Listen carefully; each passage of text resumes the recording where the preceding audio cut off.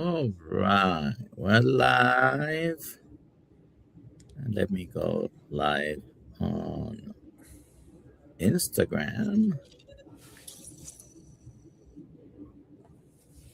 All right, welcome everyone to another episode of the KiltzHealth Livestream with Dr. Nelson. I am Dr. Nelson, and today we're exploring the powerful intersection between metabolic health and the stories we tell ourselves. Um, Before we dive into Matthew's incredible story, a quick bit of housekeeping for our viewers. Remember, while I am a physician and Matthew is a metabolic health success story, this live stream is for educational and transformational purposes only. I'm not your doctor, you're not my patient, and we're here just telling some stories. So it doesn't substitute for the advice of your healthcare provider. Always consult your healthcare provider if you want to make any major changes in your diet, in your lifestyle. We have recently gotten hit for something that's lived in a podcast. So, disclaimer up front. Anyway, it's we're not going to get into that. Anyways, if you're watching us live, please put in the comments whether you're carnivore, whether you're keto, whatever you're landing, just put in the comments. Or if you're keto, carnivore, curious, also let me know. Also in the chat, please put your questions that you may have for me or for our guest.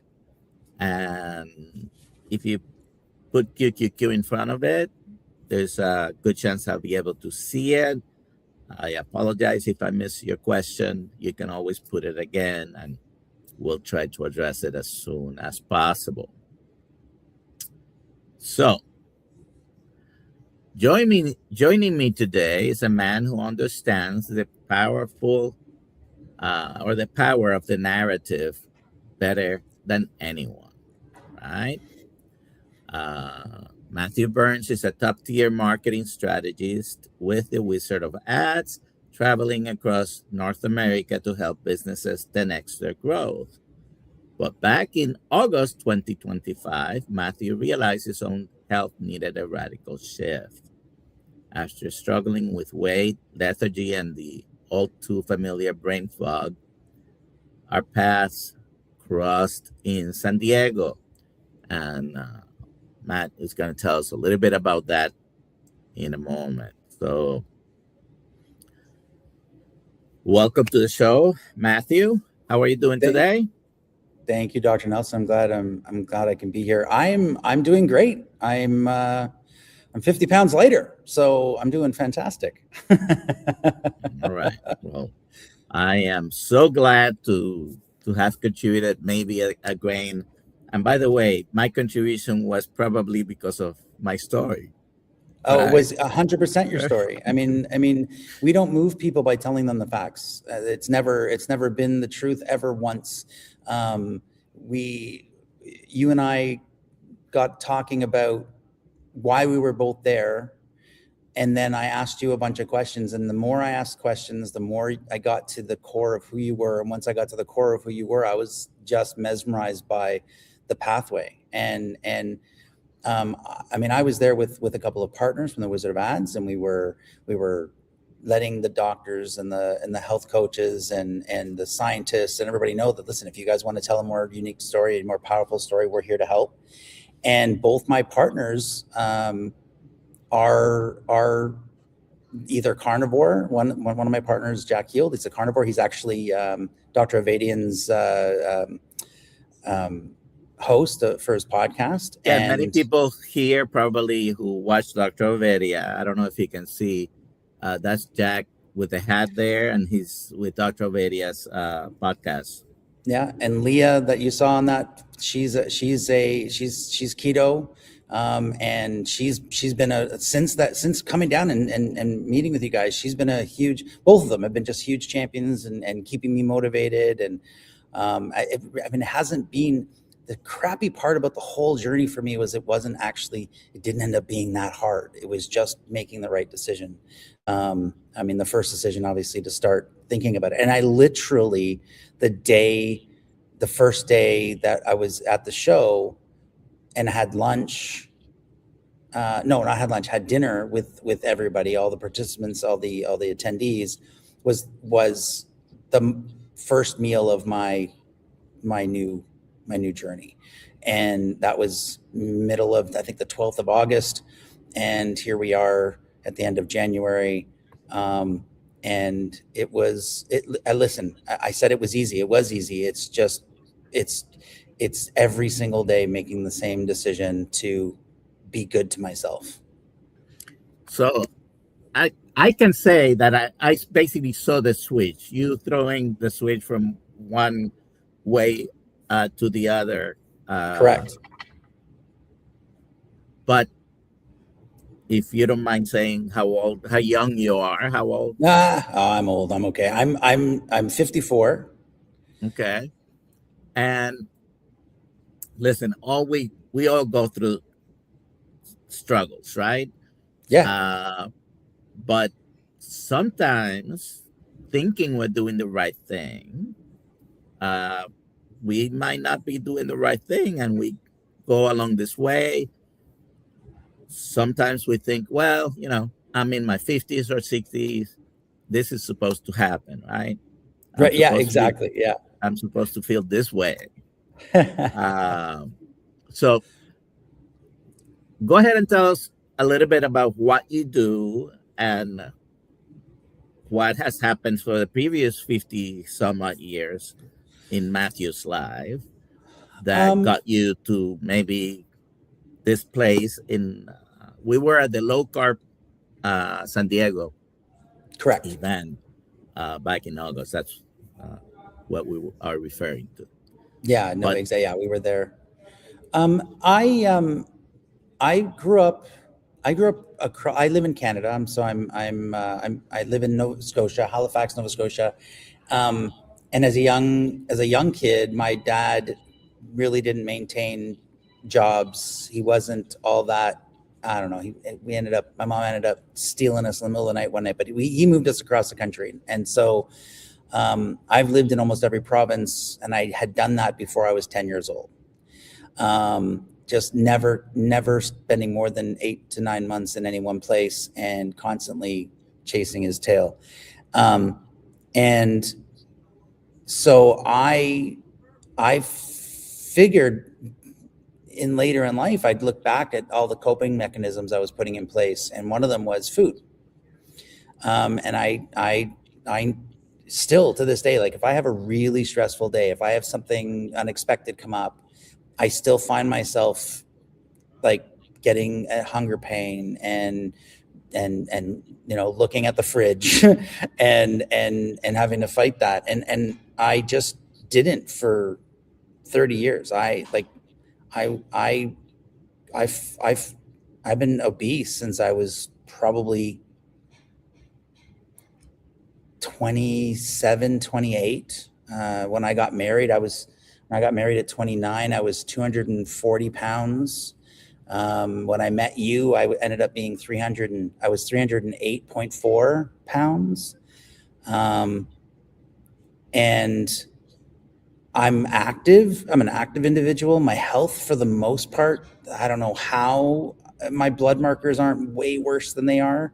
But I was constantly tired and just never performing at my peak. And the mental fog that you said at the beginning of this, it's like, man, I'm a high performing strategist. I help businesses grow their top line in a big way, and I've got to be on. And I wasn't performing, and I got down. I was talking to these. I got to give a shout out to the Sod Father, to Peter Ballerstadt. I mean, I had a great conversation with him, and the way he presented his information about ruminants and grass-fed beef and preserving our land so that we can have healthier lives. just spoke to me. The way spending time outside with Dr. Kiltz on the patio and having a conversation, getting deep into a conversation where we did not see eye to eye, and his patience with me and guidance was incredible. And I just went, man, I've been a sheep for a while here, and I've not taken control. And then I took control. That's all I can say. So you mentioned already 50 pounds. Yes. But sometimes we look at that and we see the difference, right? This is what other people see in us. Yeah. You know, for example, changing from here to this. But yes. you think that's the greatest benefit you have had? Or have there been other benefits, like when we've mentioned the brain times? No, not even close. The reason why I was able to get myself up to 308 pounds was because I didn't care how I looked. It wasn't about the way I looked, right? I mean, and don't get me wrong, maybe that's not fair to my wife for the aesthetic side of it, for my kids who could potentially be embarrassed by the size that I got to, they're both young, skinny young men with with really healthy metabolisms.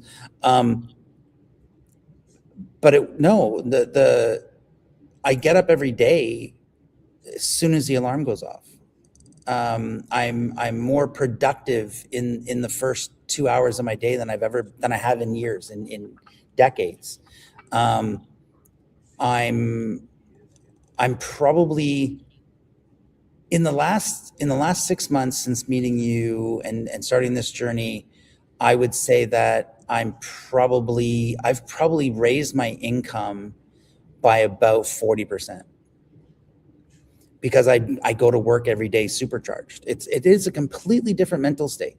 And the external weight loss is one part of the physical being, but what I noticed is every time I got to a plateau, so I would lose. I've been doing really good. I'm on a 20-hour fast every day, and then I only have a 4-hour window that I eat, and then I eat about 75% of what I eat is carnivore. It might even be more on a regular basis, but mostly carnivore, and then I supplement with raw foods, raw green foods, and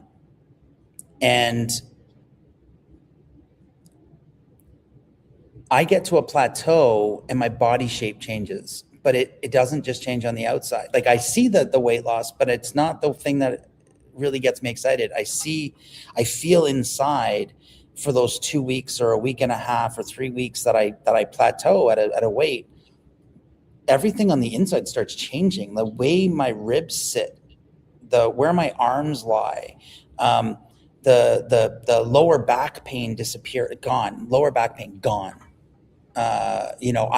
I'm walking my 10,000 steps happily every day without thinking, where before I was like, okay, if I get in a walk, I'll be lucky, because if I started walking, it hurt and I couldn't keep up.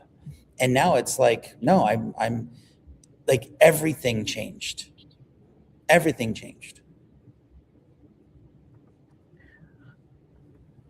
So people look at the difference and they probably ask you, okay, what are you doing? Obviously, whoever has seen you and sees you again, yes, got to notice the difference.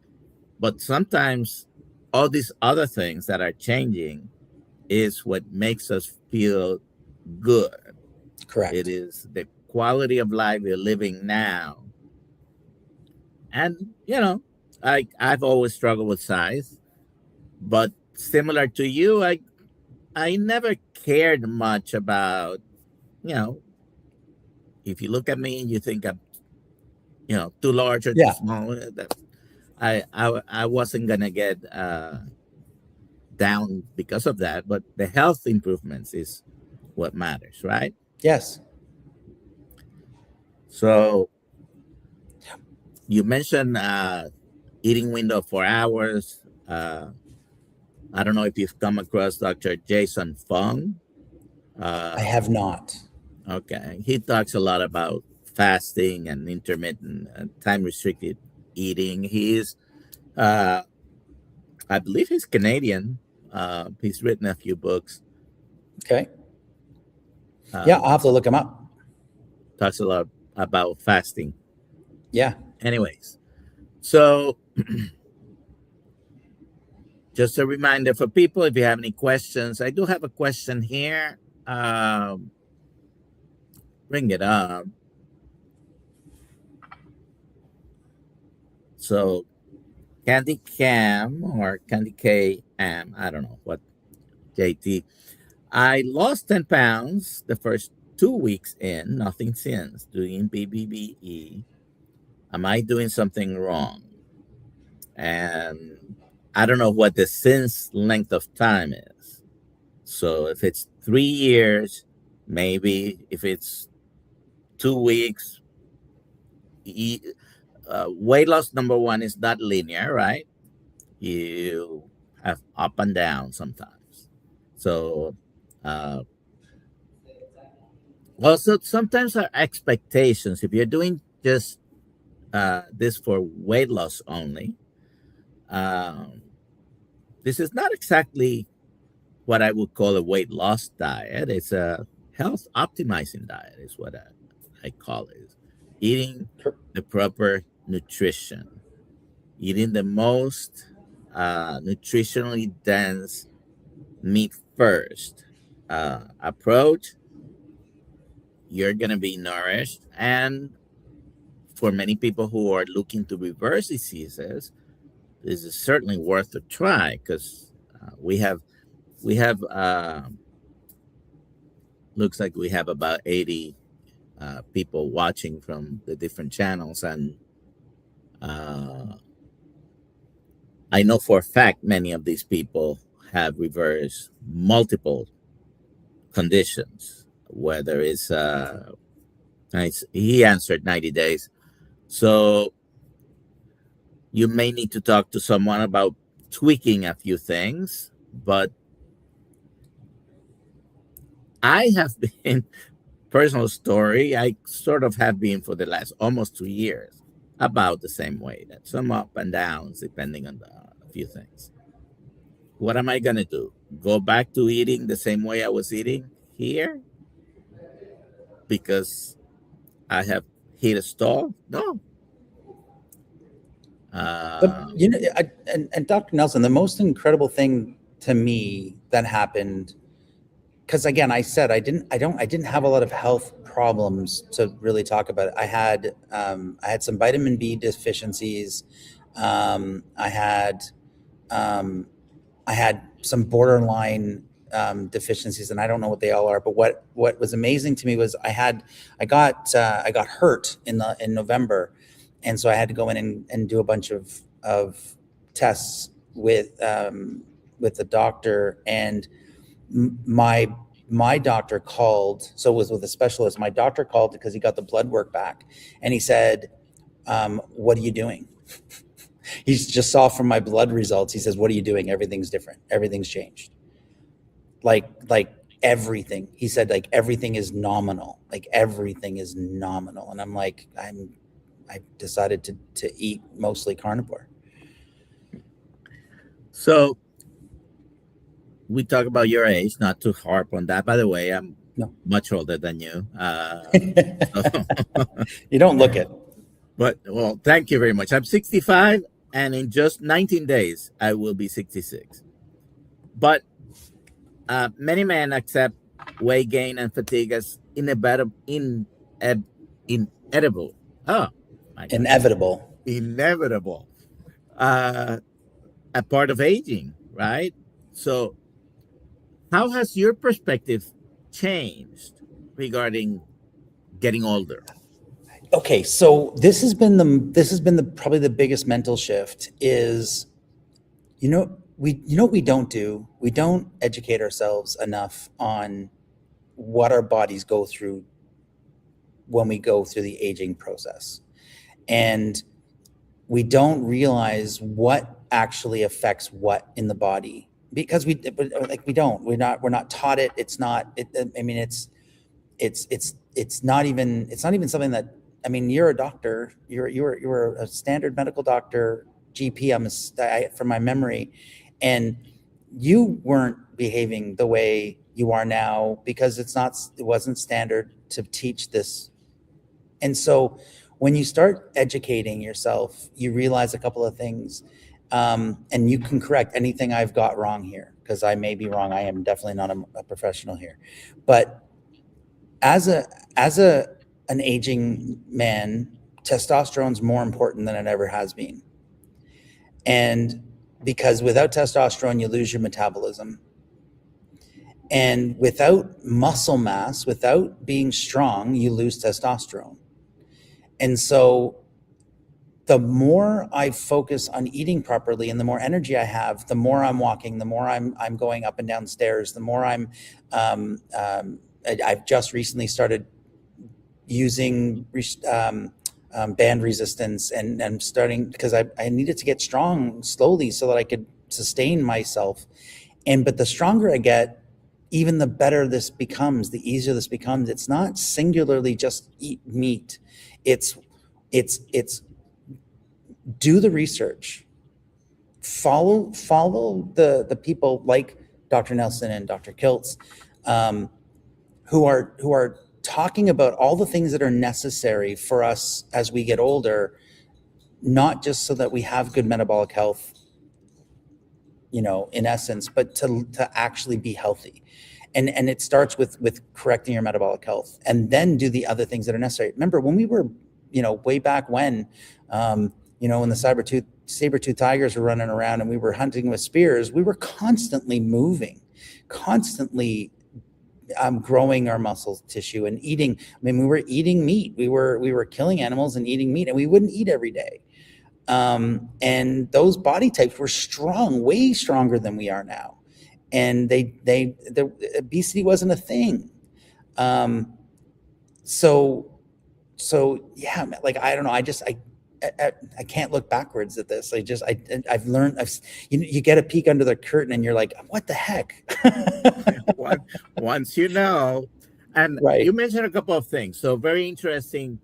I have, when I was younger, I was very active. I like to play basketball, baseball, softball, volleyball. I even have, many of you might not believe it, I have a couple of trophies on my mantle. But as we age and we get busy with work and life, sometimes we abandon that.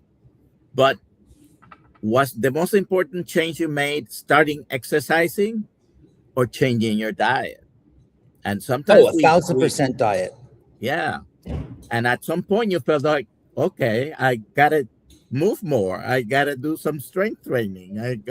But sometimes we look at people who are large and we're thinking, oh, he's not exercising enough. Like that. The most important thing, I'm not putting exercise down, of course, but once you change your diet, you start feeling better. Then you feel like I gotta also exercise, right? Yeah. No, I'm gonna say it. I'm gonna say what I've learned is that food is my weight, exercise is my maintenance, but food is all about my weight. That's what's taking care of shedding me down. I mean, I know it's not the best marker, but I'm 10 BMI points lower than I was, and I'm still obese. Like, it's a big marker. Like, it's a big change just from eating better, just from choosing foods that are whole and natural. Like processed food, as I haven't had, even when I eat out. I mean, I'd be the closest time. So like, I travel a lot for work. I meet with clients quite frequently. I'm probably on the road at least a week, maybe a week and a half, a month. And so I'm constantly having to make really, really good choices at restaurants and that sort of thing. Buying food while I'm at an Airbnb instead of going out to a restaurant to eat, and that sort of thing. And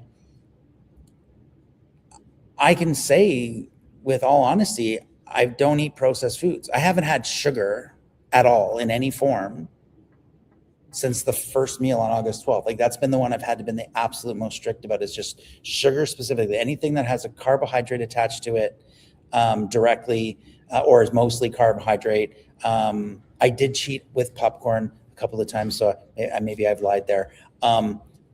Plain popcorn, but like I don't like sugar, sweets, desserts. I don't eat a dessert. Like I don't need it. I thought I needed those things, and I don't need them. There's no energy in them. They suck the life out of me.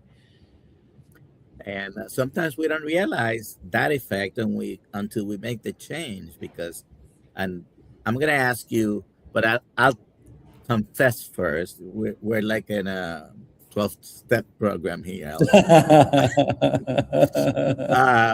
So my used to be, I would get out of the house, get in the car. I might have stop at a gas station to put some gas, or with the excuse of putting gas, maybe to go inside and get an apple fritter, a coffee, and sometimes I'll get a second apple fritter or some other thing that really wasn't a breakfast.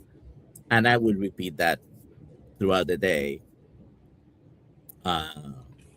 How has your day changed since you made this change? Well, tell me what you used to eat a lot of before, or the choices you made compared to now.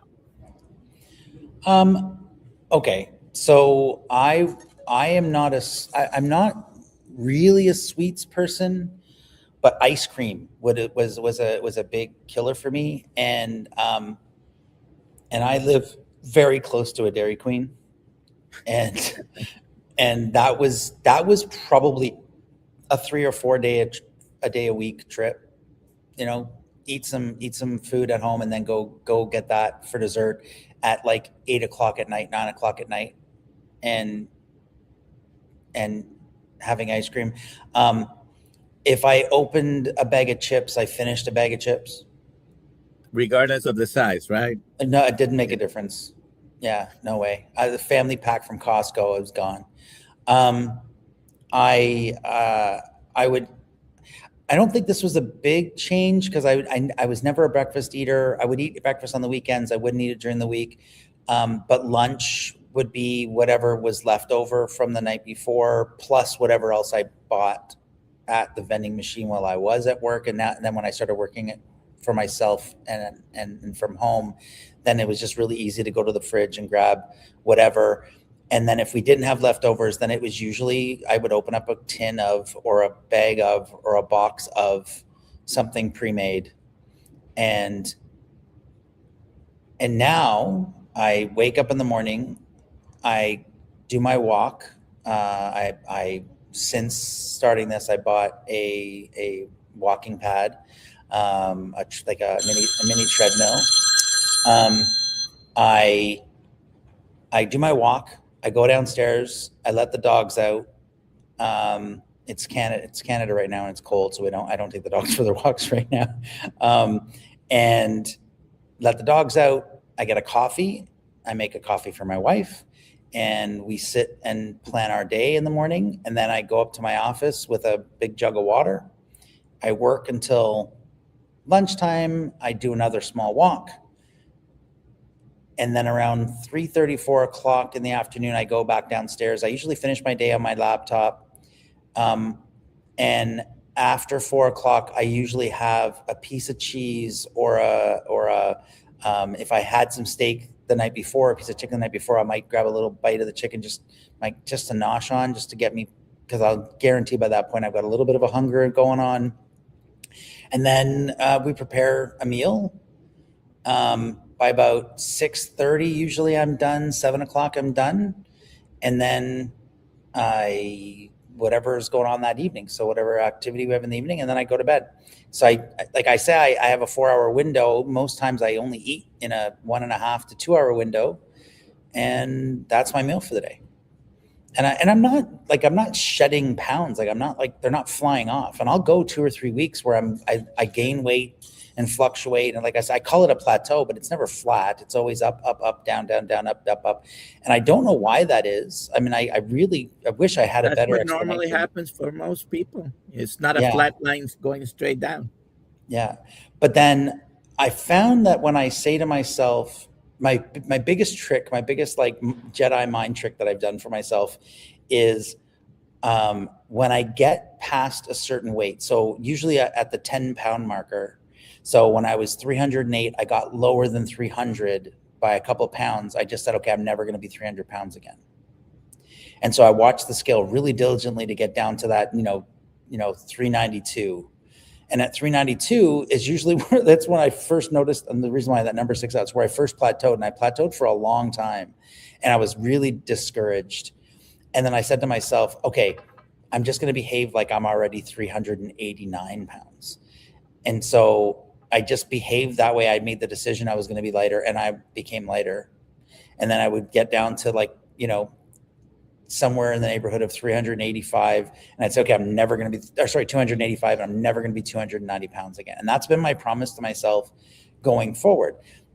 It's easy because you can weigh that and measure it. Now, in the last month or so, I've been more concentrating on my physical strength so that I can be a little bit more active on a daily basis, which is why my routines changed so much to walking and now with resistance bands. So now I added that in as well, but the marker is that I'm not going backwards, and I just brain hack myself. So you mentioned that you often go out with clients, right, to eat? Yes. Yep. And has any client made any comments about what's on your plate? Everybody makes comments about the way I eat. Everybody makes comments about it. Are you kidding me? What do they say? I'll give you a really good example. So I was I'm in Montreal right now. I was in Vancouver onboarding a new client this last weekend. He's a really hardworking owner of a plumbing company, and he asked if we could do a weekend uncovery, which I don't normally do, but I said, yes, I got you, let's go. And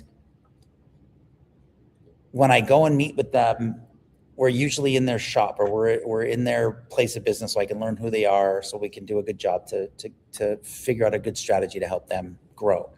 And this time their shop heater broke, and on the Friday when I flew in, and I said, well, listen, why don't we meet in the Airbnb? And I'm one for, I take care of people. I live in thriving mode. So I went to the store on Friday when I landed, and I bought a whole bunch of food, and I put it on the table. So when they got there in the morning, there was things that they could snack on all day.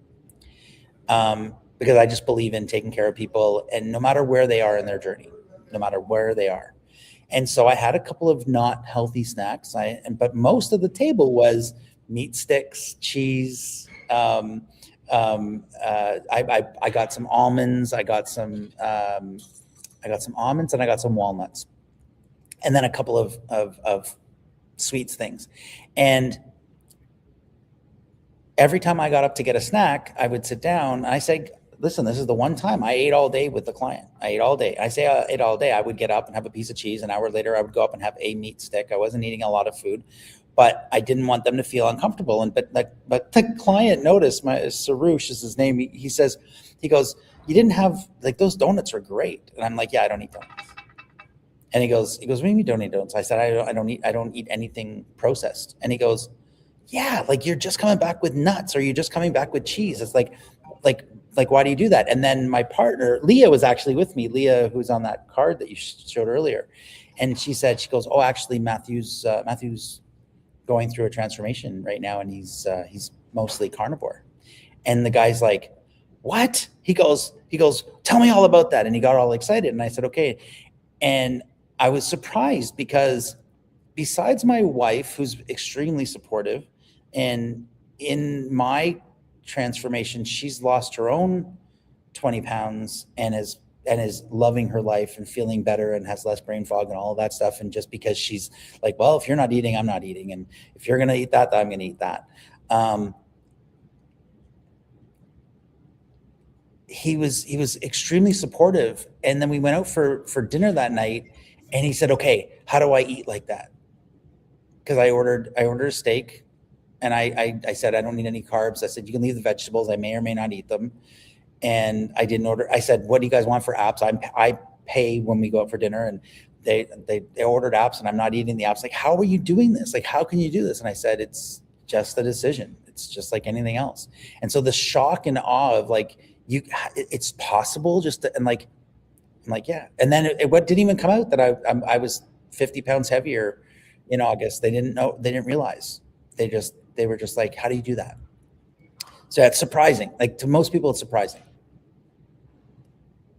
Why do you think people are more afraid of a steak than they are of a bagel? Because we've been told that our entire lives. What are you talking about?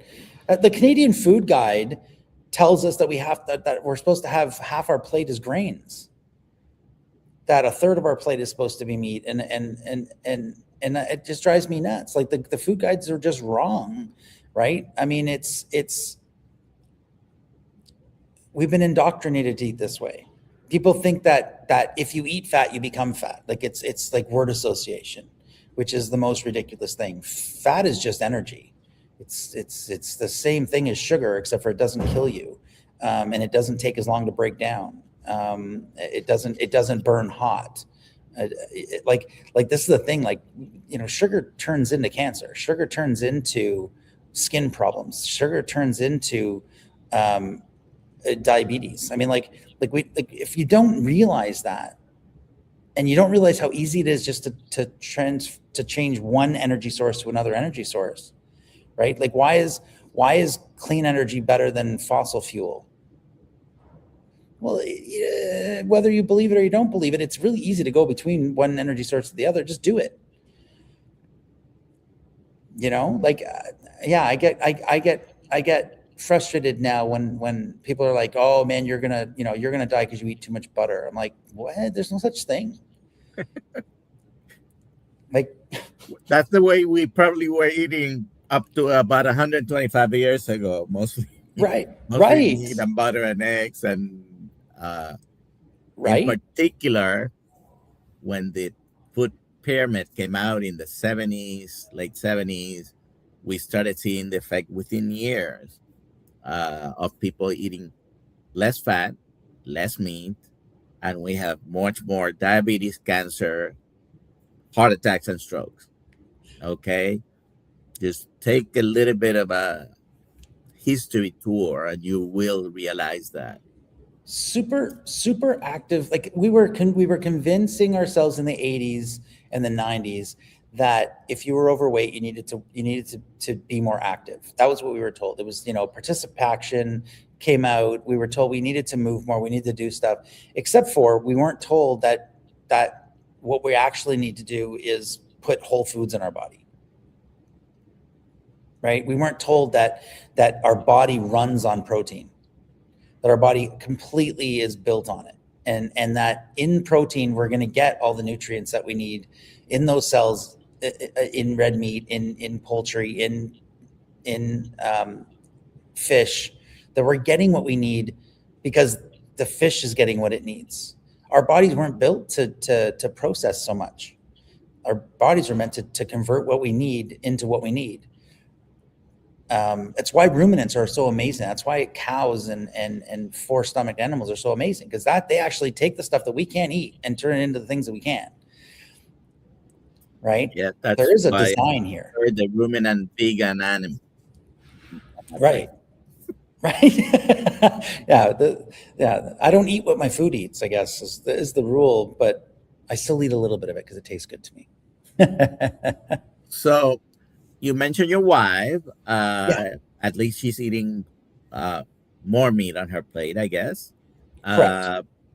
How about other members of your immediate or extended family? Have they said anything? Because these are people who at least look at your face and look at you more often, right? And so they have noticed two things. They have noticed the weight change, but also the way you're eating.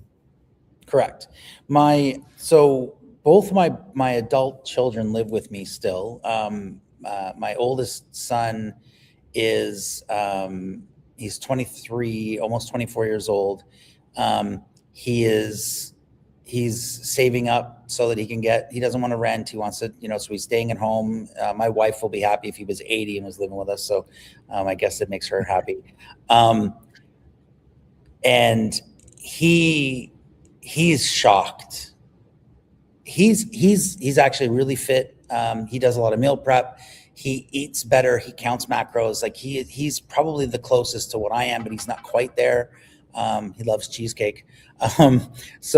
But he's also young, and he builds muscle. So he's doing a really good job building muscle, and he eats a lot of proteins. He's counting protein macros, which is really good. It'll catch up to him eventually, and he'll convert. My younger son is a chef. So he's actually almost finished culinary school. He spent a year traveling, a summer, 6 months, 7 month stint at a resort. And while he was away is when I made this decision. So he was away last summer, and I made this decision. I started living that way. I told him what I was doing, and then he came home in October, and he went, "Dad, like, what the heck? Like, holy moly!" And I said, "Yeah." And he says, "So tell me again, what are the foods?" He says, "What are you eating?" And I said, the easiest way is if you look up keto, it's keto. It's not really truly keto. It's keto adjacent, and it leans towards carnivore, but I'm eating a lot of meat. And he goes, "Okay." And this kid on his own went into school and found a chef, one of his professors, one of the chef instructors, to help him develop a keto based menu and created from scratch recipes. He completely embraced what I'm doing, and gave me, he creates meals where he makes it for everybody else, and he makes me and my wife a meal, and then he's been trending towards eating the way I'm eating, which has been beautiful. He totally took it as a concern for his dad. He goes, "If you're going to do it, I'm supporting you." And I was like, "Man, I said, you don't need to do any of this." I said, this is my journey. You get to do what you want. I mean, I hope you guys stay safe. My mom has been the biggest one. So my mom is 76 this year, and lives alone. And, it's really hard to cook for one person. And I say that jokingly, because now it's not put a steak on the grill, eat the steak. I mean, like, it's really not that hard to cook for one person. But she's always, listen, she raised kids and family, and always cook big meals, and she eats the shittiest food. Pardon me, can I say swear words on this thing? I don't want to. She eats the worst foods for herself, and because she's eating packaged goods now, because it's just easy and simple, and she doesn't have to think too hard. And she told me about 3 weeks ago. So she's heard me, seen me go through this. She lives in Ontario. I live in Nova Scotia, but we talk on a regular basis, and I've gone to see her a bunch of times. And in the last 3 weeks, she told me 3 weeks ago that the previous month, so the month of December, she decided to get rid of all the stuff I told her the last time I was there to get rid of, and to eat natural food. So she will not be carnivore, but she's eating vegetables. But that's a big improvement, definitely. It's massive. And she told me, because she's down 10 pounds. Her blood markers have changed in just 10 pounds. She has a regular visit because she has a blood disorder, and her blood markers have all changed, and she's brighter than she's ever been, and happier. And she thought she was depressed because she was living alone. She started to get a depression, and she said, "I don't feel the same way. And now she feels like she has purpose again. She feels like she's in control of herself." And it's amazing to feel that. Like, the one thing I don't know that anybody, like, if you're on here and you're listening, and any motivation you ever need, the story you tell yourself is the most powerful story. And so when you say, Dr. Nelson, when you said earlier, like, most men, they get in, I don't think it's most men. I think it's most humans. They get to an age when they go, "Hey, listen, this is my fate. I'm here now. And so this is what I'm going to deal with." I don't have knee pain. I don't have to deal with knee pain. I can run upstairs. I don't have pain in my ankles. I don't go when I get out of bed anymore, or when I stand up from the chair. I told you my lower back pain is gone. My mom is singing now. She's just happy. And it's because she's not burdened by things. She's not burdened by the chemicals. She's not burdened by being, her body, burning sugar and creating carcinogens and hurting her. And she didn't believe me. I mean, it took her a long time to see the results of what I was doing. And she's like, I got to go shopping. I'm like, yeah, you do. Let's go. Let's get a new shirt. Let's get a new pair of pants that fit better. Let's get feel pretty. Do the thing that whatever it is it takes you to feel pretty.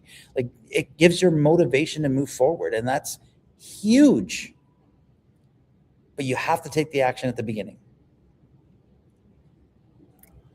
So food companies are not going to be very happy with us here, but if you really cut everything that comes in a box, a bag, or a can, and Correct. you stick with whole foods, that probably will be the most, it'll be a big change in your health, I think. And yes, if you're carnivore, I was very sick, diabetes, a bunch of other stuff. So I have to be more restrictive. But what do you think? Is it restrictive or extreme to eliminate all the things that are not making us be well?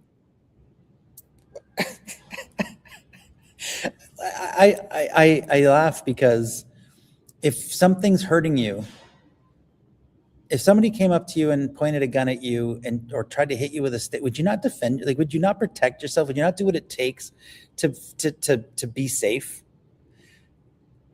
That's the same as eating whole foods. All you're doing is taking the action necessary to be safe and healthy. So is it restrictive? No, it's freeing, because I don't have a lot of decisions to make as to what I need to eat today.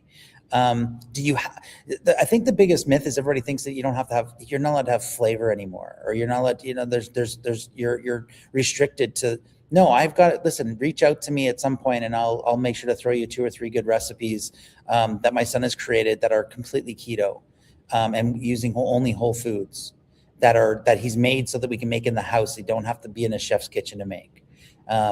It's freeing. It's not restrictive. You haven't gone to the very edge of anything. You're actually doing what's supposed to be done. All right. I've been looking forward to that keto carnivore book he's going to write with your help. I know, right? Exactly. Oh my gosh. The stories that go with the recipes, right? That's what it's going to be. Yeah. Yeah. So how has hunger changed for you? Ooh, that's interesting.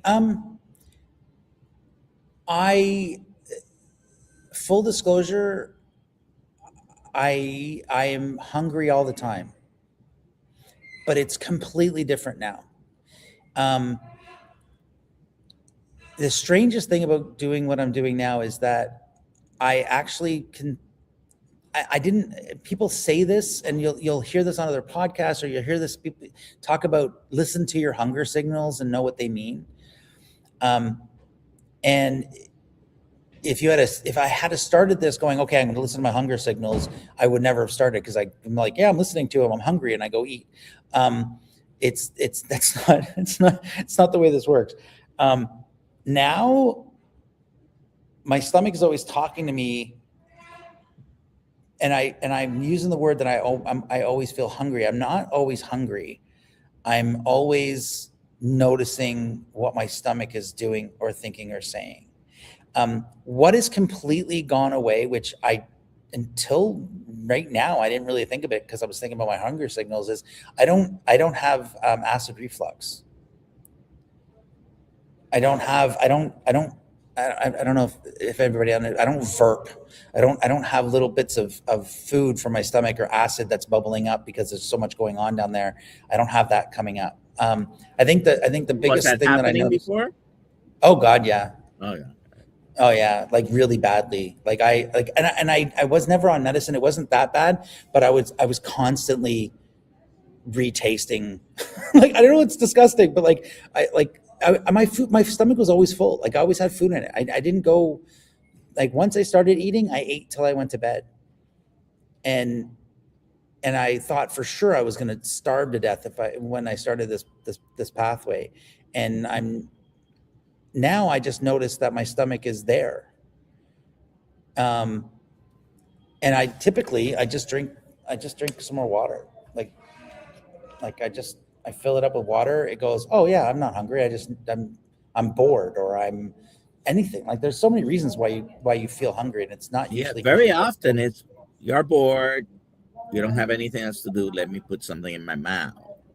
And in the past, now you reach for water, for example, but in the past, and I did that too, I would reach for whatever was available. I didn't discriminate. Doesn't look like I discriminate against food, right? It just, if it was available, I eat it. I was on a truly seafood diet. Anything I see, I eat. Yeah, no, that's exactly. You and I were built from the same cloth there. Absolutely. So, as a marketing strategist, yes, why do you think the low-fat, plant-based narrative has been so successful despite the declining public health when this has been pushed for the past 50, 16 years? Wow. The narrative has been, I mean, like there's been a long road of the narrative of anything easy is better for us. Right? Like, I mean, like being able to reach into the cupboard, grab a box of crackers, eat some crackers to fulfill your satiety. It's so easy to do, right? Like cooking. Nobody's going to cook a steak in a microwave. That's just the dumbest thing you're ever going to do. But it's the easiest thing to do, right? You can just throw it in there. It'll cook. It'll brown. It'll get there. But nobody does that for flavor or for the joy of cooking. Just because it's easy doesn't mean it's right. But we've been sold that if you can grab it quickly and go, I mean, like protein bars, like it's one of those things where like even protein bars, oh yeah, no, protein's good for you, but so grab it in a protein bar, but except for it's not, there's so much processed stuff to keep it shelf stable. Plus they add sugar, plus it's not just a protein bar. If you want a protein bar, eat protein, right? But it's that easy grab and go, make it shelf stable. And we've been just declining in the amount, just drowning in the amount of things that are easy for us to eat. And I also think that because we've made it so accessible and inexpensive to eat that way, that it's harmed us. And so the messaging has always been, it's all about ease. And which is why, like, it's funny because you said something about like, is it extreme to eat carnivore, or is it the appropriate thing to do? And it's the story that you tell, and this is why I said earlier, it's the story that you tell yourself. If I've got 2 kids, a husband, right, or a wife, and I'm running between work and soccer games, and I've got this and this and this to do, and the mortgage is like, and you look at all the ads that talk about your life is so stressful, make it easier by having Ritz crackers, right? If your life is so stressful, here's the microwave meal that's going to make your life better, right? Because it saves time. They don't talk about, here's the thing that's going to save your life. Here's the thing that's going to, knock back diabetes. Here's the thing that's going to, and it's so simple as just eating protein. It's so simple as just don't eat something processed. It's so simple as to don't eat refined sugar. Not all sugar is bad for you. Throw some berries into your body every once in a while. Like eat a whole food. If you can pluck it and eat it, if you can pull it out of the ground and you can eat it, if you can, and unfortunately, if it's an animal that is edible, then eat it. Eat it. It's how we sustain ourselves. It's how we give our body the things that it actually needs to repair and grow and be better. And that's a really simple story. And the problem is that most people don't believe in simple stories. It's probably why your life journey was what convinced me, not all the speakers that were at the low carb USA, because your story was the one that was like, man, like you have a life, you've experienced, you've struggled, you've grown, you've fallen, and now you triumph and you've got purpose. And it's that motivated me to want to go further, listening to Dr. Kiltz and his true belief, his passionate true belief, and his acceptance of people who are not exactly like him. Don't tell me I have to be one way, right? He never did that. We didn't see eye to eye, and yet he was like, man, I really appreciate this conversation. This was amazing. I'm so glad we met. So no, I think that the narrative that we've been fed of if it's easier, it's better, is what's driven us so far down. And I think the narrative to make the change is really easy, because I think if we simplify the message and we tell our human stories, we will win. So we're coming to an end shortly, but I'm going to put you on the spot. Uh-oh. So we're starting a marketing campaign. Okay. You're branding the keto and carnivore lifestyle for our audiences. What will be your headline? What's the tagline? What's the headline for keto carnivore lifestyle?